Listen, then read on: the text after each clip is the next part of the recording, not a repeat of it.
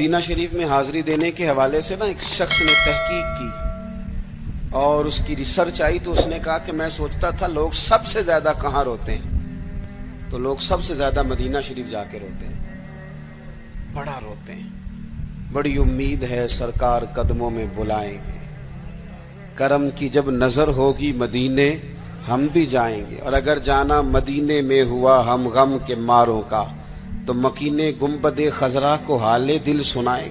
وہاں جا کے لوگ روتے ہیں، تڑپتے ہیں۔ اب آپ شک پیدا کر دیں کہ پتہ نہیں حضور حیات ہیں معاذ اللہ کہ نہیں، تو اعلیٰ حضرت نے 2 قسمیں اٹھا کے کہا تو زندہ ہے واللہ، تو زندہ ہے واللہ، بس میری چشم عالم سے چھپ جانے والے تو زندہ ہے معبود، اور اس پر دلائل دیے۔ تو میرے عزیز انہوں نے ہمارے عقیدے پکے کیے۔ پھر بھی اگر کوئی کچی پکی باتیں کرے، سویرے کچھ کہے، دوپہر کچھ کہے، شام کچھ کہے، تو وہ بندہ کمزور پڑا ہے، ورنہ ہماری فکری قیادت نے ہمیں دلائل سے، کتب سے، حوالہ جات سے مزین کیا۔ تیسری بات، اعلیٰ حضرت بریلوی کہتے ہیں علم کا شوق پیدا کرو۔ اعلیٰ حضرت خود مرید ہیں ایک سلسلے میں، اور مرید اس طرح کے کہ غلامی والے مرید ہیں۔ آج کل زیادہ تر لوگ مرید نہیں ہوتے، ناراض نہ ہونا، اگر کوئی پڑھا لکھا بندہ ہو تو وہ ویسے بھی مرید نہیں ہوتا، وہ اگر ہو کبھی تو خلیفہ ہی ہوتا ہے ڈائریکٹ، مرید نہیں ہوتا، مزاج نہیں، مرید ہونے کا مزاج نہیں، یہ طبیعت نہیں۔ آج کل لوگ شاگرد بھی نہیں ہوتے، ناراض ہو گئے آپ لوگ، ہو جائیں کوئی مسئلہ نہیں، میں نے تو ابھی چلے جانا ہے، ہو جائیں بے شک۔ آج کل لوگ شاگرد بھی اس طرح لگتا ہے کہ جس طرح کوئی امدادی کتاب نہیں ہوتی، اس طرح استاد سے کوئی تھوڑا سا نا گائیڈ لائن لیتے ہیں، ورنہ وہ شاگرد ہونے کو تیار نہیں ہے۔ میں صحیح بتاتا ہوں، آپ بہت سارے شاگردوں کو میری ملاقات ہوتی ہے اور بعد میں وہ کہتے ہیں نا میں استاد جی کو بیٹھا سا، تو میں چونکہ دیہاتی آدمی ہوں، میرا 2 ڈنڈے لگانے کو بھی دل کرتا ہے، تجھے پتہ ہی نہیں استاد جی کے پاس کیسے آیا جایا کرتا ہے، تجھے خبر ہی کوئی نہیں۔ میں تجھے بتاؤں بریلی کے امام کیا بتاتے ہیں۔ حضرت عبداللہ ابن عباس کو نبی پاک صلی اللہ علیہ وسلم نے دعا دی تھی کہ اللہ تجھے فقاہت دے، دین کی سمجھ دے۔ حضور کی دعا سے بھی اللہ دے دیتا۔ حضور تو حضرت ابو ہریرہ کو خالی بظاہر خالی چلو بھر کے ڈال دے تو اللہ تعالیٰ اس سے قوت حافظہ دے دیتا ہے، تو یہاں تو دعا دی تھی، لیکن ان کا ذوق علمی کیا بنا، یہ اعلیٰ حضرت ملفوظات دیکھیے گا۔ وہ نا خاندان رسول کے چشم و چراغ ہو کے، حضور کے چچا زاد ہو کے، استاد کے دروازے پر جب پڑھنے جاتے تھے نا تو جا کے دروازے پہ دستک نہیں دیتے تھے، کہتے میں اپنے استاد کے دروازے پر کبھی حضرت ابی بن کعب کے پاس جاتا رضی اللہ تعالیٰ عنہ، کبھی حضرت زید بن ثابت کے پاس جاتا، میں جا کے باہر دروازے پہ بیٹھ جاتا، دستک نہیں دیتا تھا، ٹیلی فون نہیں کرتا تھا کہ پیر صاحب میں پہنچ گیا جی، ہار لے کے باہر آ جاؤ، باقاعدہ مرید صاحب آ گئے جلدی کر لیں، استاد جی میں کب سے باہر کھڑا ہوں، یہ انداز نہیں۔ فرماتے ہیں کہ میں دروازے میں بیٹھ جاتا اور کبھی کبھی بیٹھے بیٹھے تھک جاتا، دستک نہیں دینی، وہ خود آئیں گے تو دستک نہیں دینا۔ کہتے ہیں کبھی یوں بھی ہوتا کہ حضرت ابی بن کعب رضی اللہ تعالیٰ عنہ کا مکان کا دروازہ چونکہ صحرا میں کھلتا تھا تو ٹھنڈی ہوائیں مدینہ چومنے آتی تو ریت کے مقدس ذرے اڑ کے میرے بالوں میں بھی پڑ جاتے، لیکن میں دستک نہیں دیتا تھا۔ استاذ مردی سے باہر آتے تھے اور جب وہ آ جاتے تو پھر میں جھولی پھیلا کے کہتا میں آپ سے رسول پاک کی حدیثیں سننے آیا۔ اعلیٰ حضرت فرماتے ایک دن گھوڑے پہ بیٹھ کے حضرت زید بن ثابت آ رہے تھے تو ضرورت کوئی نہیں تھی کیونکہ انہوں نے لگام تھامی ہے، گھوڑا چل رہا ہے، لیکن یہ بتانے کے لیے کہ میں شاگرد ہوں، یہ بتانے۔ میں کبھی اتنا مصروف نہیں تھا زندگی میں جب آج کل اتنا مصروف ہوا ہوں۔ کل میں نے ظہر کے بعد اسلام آباد سے کوئی 1 گھنٹہ اوپر پہاڑیوں پہ تھا میں، اور آج میں ظہر کے بعد آپ کے پاس ہوں، ابھی مجھے گوجرا جانا ہے اور پھر رات کو وہاں سے واپس لوٹنا ہے، اور کل ظہر کے بعد مجھے خانے وال پہنچنا ہے۔ کئی دفعہ ایک پیر اٹھاتا ہوں تو اٹھایا نہیں جاتا، گاڑی میں بیٹھے بیٹھے حد ہو جاتی ہے، اور اس کے باوجود لوگ روزانہ 25-30 لوگ ہم سے ناراض ہوتے ہیں کہ ان وڈے ہو گئے وہ ٹائم ہی نہیں دیندے۔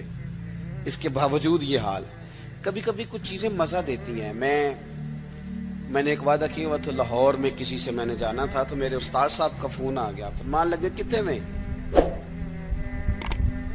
او شاگردو ترس جاؤ گے نوازوں کو، ये 2-4 जो रह गई हैं उनकी कदर करो। किथे में भाई? मैं उसकी थी हुजूर में कहा रहा, फरमान लगे परसों पिंडी जाना ही। तो मैंने चूंकि लाहौर वादा किया हुआ था, मैं क्या हुजूर मैं जरा उते की काम में परसों पिंडी की मसरूफियत है, तो मेरे उस्ताद हैं और ये बात उन्होंने की तो मेरा कद बड़ा हुआ। फरमान लगे तेनू वजाहत देना मैं जरूरी नहीं समझता, तू परसों सवेरे 9 बजे तैयार होके सड़क ते आवी जाना है। बड़े लोग दावत देते हैं, बड़े लोग पैगाम देते हैं, बड़ा प्यार करते हैं, आप यकीन करें मजा आ गया बात का। मुझे जो बंदा पूछे पिंडी खैर है, मैं क्या मैनू आप नहीं पता।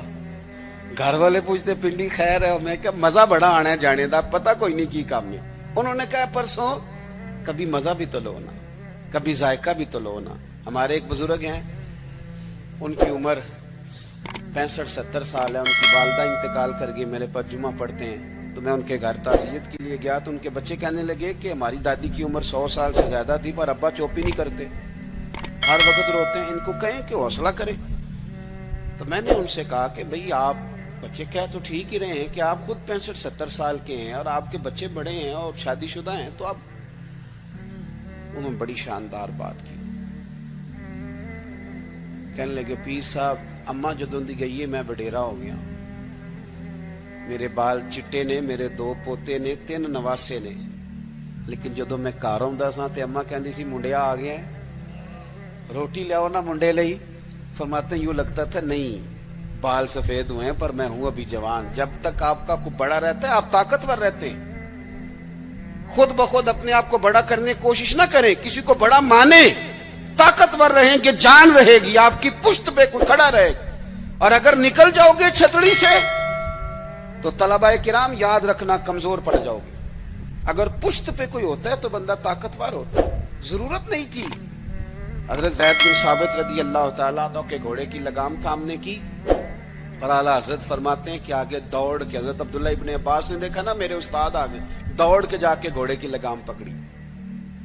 तो हजरत ज़ैद बिन साबित कहने लगे हो मेरे नबी करीम अलैहिस्सलाम के चचा के बेटे जी आप क्या कर रहे हैं? तो कहने लगे हमें बताया गया है, लफ्ज देखना मलफूजात शरीफ में आला हजरत ने लिखे, हमें बताया गया है कि उलमा का एहतराम करना। जब उन्होंने ये कहा तो हजरत ज़ैद बिन साबित घोड़े से नीचे उतर आए और नीचे उतर के हजरत अब्दुल्ला इब्ने अब्बास उनके शागिर्द थे, उनके हाथ चूम लिए। उन्होंने कहा जनाब आप ये क्या कर रहे हैं? फरमाने लगे हमें भी बताया गया है कि खानदान रसूल का एहतराम करना है, हमें भी ये सबक दिया गया।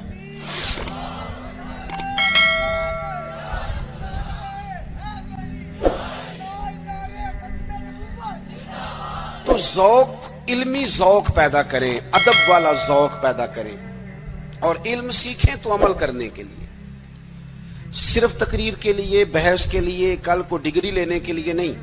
आप इल्म इसलिए सीखें, जब ना इल्म खाली तकरीर बन जाता है ना और इल्म खाली तदरीस बन जाता है, फिर वो इस तरह का भी बाज़ औक़ात मामला बनता है कि आरिफ रूमी कहते हैं कि अगर तू सिर्फ लफ्ज तुझे याद है और तू अमल नहीं ना करता तो ये लफ्ज तो तोते को भी रटा दिया जाएगा तो वो भी रट लेगा, तेरा और उसका क्या फर्क होगा?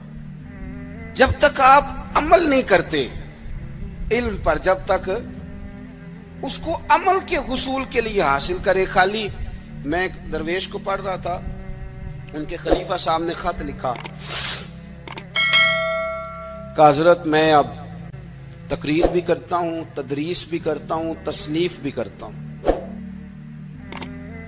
तो उन्होंने जवाब में शाबाशी नहीं दी बल्कि फरमाने लगे बेटा ये तो काम तुम लोगों के लिए करते हो, अपने लिए क्या करते हो? सहरी के वक्त उठ जाते हो नफल पढ़ने के लिए, तिलावत कुरान रोज होती है, सजदे का ज़ौक हासिल है, दुरूद और सलाम की तबीयत है, ये तो लोगों के लिए काम है ना सारे। बड़ी अच्छी बात है, दीन की खिदमत करते हो, पर अपना भी तो बताओ ना। आला हज़रत फाज़िल बरेलवी रहमतुल्लाह अलैह की शख्सियत का जो कमाल है वो ये है कि जो वो कहते थे ना उससे ज्यादा वो करते थे। उनकी तबीयत थी, वो करते थे। आप जब तक अपनी जिंदगी में अमल को नहीं लेके आते, दाता साहब रहमतुल्लाह अलैह किसी से फरमाते हैं कि मुझसे किसी ने पूछा है कि कोई चिल्ला बताएं। ये लोग सलूक से वाबस्ता होते हैं ना, ये पूछते हैं चिल्ला करना है, वजीफा करना है। ان کا خیال ہوتا ہے کہ 40 دن پیر صاحب ٹھنڈے پانی میں کھڑا کر دیں گے تو پھر میرے ہاتھ شاید کو 4 جن لگ جائیں. تو کہتے ہیں لوگ پوچھتے ہیں چلا وظیفہ, تو آپ فرماتے ہیں میری نظر میں سب سے بڑا مجاہدہ چلا جہاد علم حاصل کرنا اور اس پر عمل کرنا ہے. اس سے بڑا چلا کوئی نہیں. یہ چلا لگائیں آپ, کریں, عمل والی زندگی گزاریں, بدعملی والی, جتنا سیکھیں اس پر عمل کریں. ہمارے ہاں ہم محافل میں جاتے ہیں تو لوگ کہتے ہیں جی آپ 30 منٹ تقریر کرتے ہیں, آج گھنٹہ سننی ہے. تو میں کہتا ہوں پچھلی 30 منٹ والی پہ عمل ہو گیا ہے, اور ہو گیا تو چلو اور کر لیتے ہیں. باقی یہ ہے کہ یہ تو آپ کو عمل کے لیے دین سیکھنا تھا. جتنا آپ عمل کریں گے. سید دیدار علی شاہ صاحب محدث الوری رحمت اللہ علیہ اعلی حضرت کے خلیفہ ہیں. وہ کہتے ہیں کہ میں دوست تھا صدر اللہ فاضل سید نعیم الدین صاحب مراد آبادی کا. میں چونکہ دوست تھا تو سید صاحب اعلی حضرت کی بڑے عقیدت مند تھے, تو اکثر وہ کہتے ہیں میں نے بریلی شریف جانا ہے. تو ایک دن میں پہنچ گیا مراد آباد, انہوں نے سامان باندھا ہوا تھا بریلی شریف جانے کے لیے. میں بھی پہنچ گیا تو کہنے لگے یار میری تو ٹکٹ ہے ٹرین کی, میں تو بریلی شریف جا رہا ہوں. تو کہنے لگے یار آپ ہر وقت وہیں جاتے رہتے ہیں, میں ملنے آیا تھا. تو کہتے ہیں مجھے کہنے لگے حضرت صدر اللہ فاضل سید دیدار علی شاہ صاحب سے کہ چل آپ تمہیں بھی لے چلوں, دونوں سادات ہیں, دونوں دوست ہیں. کہنے لگے میں نے نہیں جانا, سنا ہے وہ طبیعت کے ذات کے پٹھان ہیں تو طبیعت کے سخت ہیں, میں نہیں جاتا. کہتے ہیں انہوں نے میرا ذہن بھی بنایا, کوشش بھی کی, ذہن سازی کی. خیر میں تیار ہو گیا. جب ہم بریلی شریف پہنچے تو عصر کی نماز کی آخری رکعت چل رہی تھی. تو فاضل بریلوی کی طرف اشارہ کر کے کہنے لگے وہ دیکھو اعلیٰ حضرت بھی صف میں ہیں. تو مجھے کہنے لگے میرا وضو ہے. صدر اللہ فاضل بھی نماز میں شامل ہو گئے, میں نے وضو کرنا تھا. کنویں پہ ایک طالب علم مدرسے کا پانی نکالے وضو کے لیے تیار تھا. میں نے جلدی سے پانی آگے بڑھ کے لیا. مجھے کہنے لگا بابا جی پہلے پوچھ تو لیں. تو میں نے کہا شاید کسی طالب علم کی ڈیوٹی ہے, کیونکہ آپ کو پتہ ہے اللہ خیر کرے کچھ لوگوں نے مدرسے بنائے ہی اس لیے ہیں کہ طالب علم نوکری کریں گے. اللہ اکبر, اتنا کام کرایا جاتا ہے معاذ اللہ. اگر ان سے کہا جائے کہ آپ کا شہزادہ نور بھی باہر نکلے. میں نے تو اب دوستوں سے کہا تقوی کا معیار بھی بدل دو. پہلے کہتے تھے نا جی ہم نے کبھی مدرسے کی روٹی نہیں کھائی. میرے خیال میں تقوی یہ ہے کہ کھایا ہی مدرسے کی کرو, پتہ چلے بچے بیچارے کیا کھاتے ہیں. یہی کھاؤ تاکہ تمہیں سمجھ آئے. آپ یہ اپنے مزاج بدل کے دیکھیں کہ یہ اگر تو آپ اور آپ کے بچے بھی کھا سکتے ہیں تو ٹھیک ہے. پھر یہ کون سا معیار ہے بھائی؟ آپ کہتے ہیں میں نے کبھی کھائی نہیں, وہ کھانے والی ہے ہی نہیں. وہ آپ کے کھانے والی ہوتی تو ضرور کھاتے. اللہ ماشاءاللہ آمدام برسر مطلب. فرماتے ہیں طالب علم سے کہا پانی, تو کہنے لگا جی نہیں میں, آپ نے پوچھا ہی نہیں. تو میں نے کہا چلو اجازت دے دو. تو کہنے لگے حضرت صاحب میں نابالغ ہوں, اپنی مرضی سے بھی اپنی چیز کسی کو نہیں دے سکتا. کہتے ہیں مجھ پہ چوٹ لگی. میں نے کہا یہاں علم نہیں پڑھایا جاتا, علم کا فیض بھی دیا جاتا ہے. یہ انداز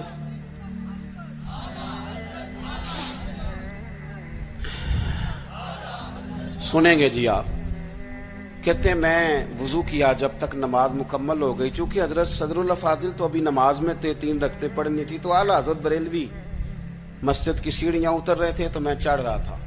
اعلیٰ حضرت کو اللہ نے کوئی کمال دیا تھا کہ وہ چہرہ دیکھ کے بتا دیتے تھے کہ بندہ سید ہے. چہرہ دیکھ اللہ نے انہیں یہ انشراح صدر عطا فرمایا. کہتے ہیں پہلے تو انہوں نے نا میرے ہاتھ ہی چوم لیے, بات ہی رنگی اور پکڑ گئی, اثر ہی بڑا ہوا. میں نے پوچھا طبیعت کیسی ہے؟ تو کہنے لگے مولانا طبیعت کا کیا بتاؤں, ذات کا پٹھان ہوں, طبیعت ذرا سختی ہے. کیونکہ پٹھان ہوں تو طبیعت ذرا میری سختی ہے. کہتے ہیں میں سمجھ گیا. بس پھر حضرت صدر اللہ فاضل اگلی صبح کہنے لگے چلیں. میں نے کہا آپ نے جانا ہے تو جائیں. میں جب تک دور تھا بات اور تھی, اب تو حضور میں ہوں, اب تو بات اور ہے. تو میرے بھائی علم کا فیضان ہو, اس پر عمل ہو. آخری بات جو آپ کی خدمت میں عرض کرنی ہے بڑے درد کے ساتھ, وہ یہ ہے کہ ہمارے جتنے بزرگ تھے نا, صوفیاء تھے, اللہ والے تھے, ان کے دلوں میں نا دوسروں کے لیے بڑا درد رہتا تھا. ہماری طبیعتوں میں نا خود غرضی پورے عروج پہ آئی ہے. دوسروں کے بارے میں ان کی طبیعتیں جتنے بھی کام کرتے تھے امت کی ملت کی خیر خواہی کے لیے کرتے تھے. ہم الا ماشاءاللہ جو قدم اٹھاتے ہیں تو وہ اپنا نفع نقصان دیکھ کے اٹھاتے ہیں۔ جب تک آپ کے دل دوسروں کے حق میں نرم نہیں ہوتے، غریب آدمی جو ہوتا ہے نا، یہ سیانا نہیں ہوتا۔ غربت نے میرے بچوں کو تہذیب سکھا دی، اب سہمے ہوئے رہتے ہیں، شرارت نہیں کرتے۔ غریب سیانا نہیں ہوتا۔ کیوں؟ کہ مہنگا موبائل نہ ہو تو چلانا بھی نہیں آتا، تو بندہ کیسے سیانا ہوگا؟ وہ اس لیے سیانا نہیں ہوتا کہ کار نہ ہو گھر میں تو اس کا دروازہ بند کرنا بھی بندے کو نہیں آتا۔ غریب سمجھدار نہیں ہوتے، اور اگر وہ سمجھدار ہوتے تو پھر وہ غریب ہوتے، پھر تو انہیں بھی سارے چور دروازوں کا